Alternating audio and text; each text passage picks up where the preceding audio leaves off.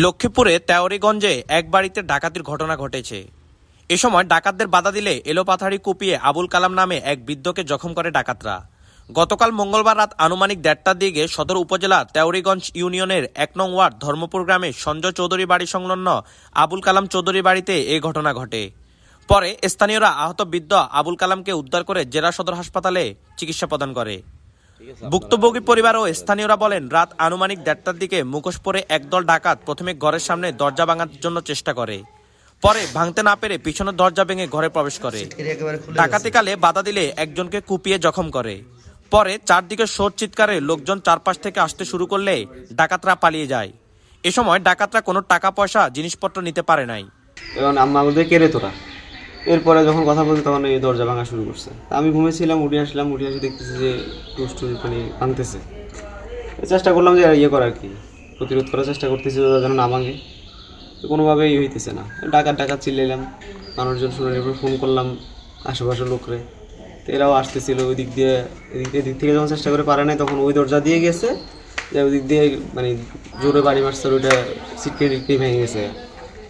এরপর ঢুকতে চাইছিল, ঢুকার পরে আব্বা ওই সামনে ছিল, আব্বা বাধা দিচ্ছে, আব্বার কোপ একটা দিচ্ছে, আব্বার নাকে লাগছে, হাতে লাগছে, বাধা এইভাবে ছিল। তো এরপরে ওই দেখতেছি আশেপাশে মানুষ আসতেছে, আর আমি ওই কোয়েল ছিল আমার হাতে, আমি খুব দেওয়া দেখছিলাম, পিছনে গেছে আর ঢুকে নেই।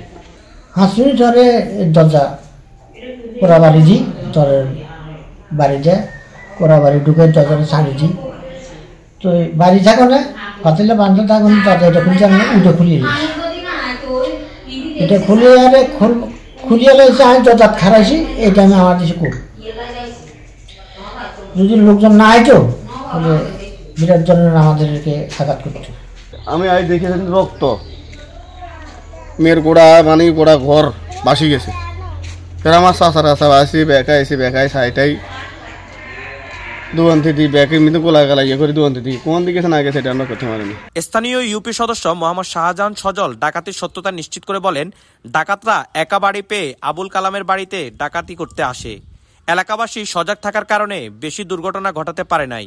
বাড়িটা একলা বাড়ি, আশেপাশে মানুষজন একটু দূরে, তাই এই সুযোগে ডাকাতরা সুযোগ পাইয়ে তারা একাকিত্ব লোকজন কম দেখছে আসি তাদের উপরে হামলা চালায়।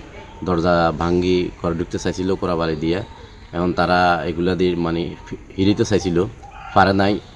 পরে ঘরে ঢুকবে এমন টাইমে আশেপাশের লোকজন জানিয়ে তারা লাইট লই লাড়ি চড়ালে বাইর হইয়া ওরা ভয়ে তখন চলে গেছে। কিন্তু একজন লোকে ওই কোপ দিছে হাতের মধ্যে, হাতের যে ডান হাত না বাম হাত, ওই হাতের এক সাইড ঘুরে কেটে ফেলছে আর নাক কেটে ফেলছে, কোপ দিছে। লক্ষ্মীপুর আইডিয়াল আলিম মাদ্রাসা জাগতিক ও নৈতিক ইসলামী শিক্ষার সমন্বয়ে আপনার সন্তানকে সৎ, যোগ্য, আলেমে দ্বীন ও দেশপ্রেমিক সুনাগরিক হিসেবে গড়ে তোলার অঙ্গীকার নিয়ে লক্ষ্মীপুর আইডিয়াল আলিম মাদ্রাসা আছে আপনার পাশে। এখানে প্লে থেকে আলিম পর্যন্ত সাধারণ বিভাগ, বিজ্ঞান বিভাগ, হিফজুল কোরআন ও গার্লস শাখায় ভর্তি চলছে।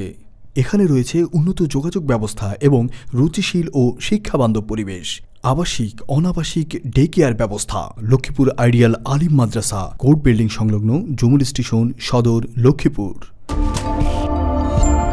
নোয়াখালী টিভি, বৃহত্তর নোয়াখালীর প্রতিচ্ছবি।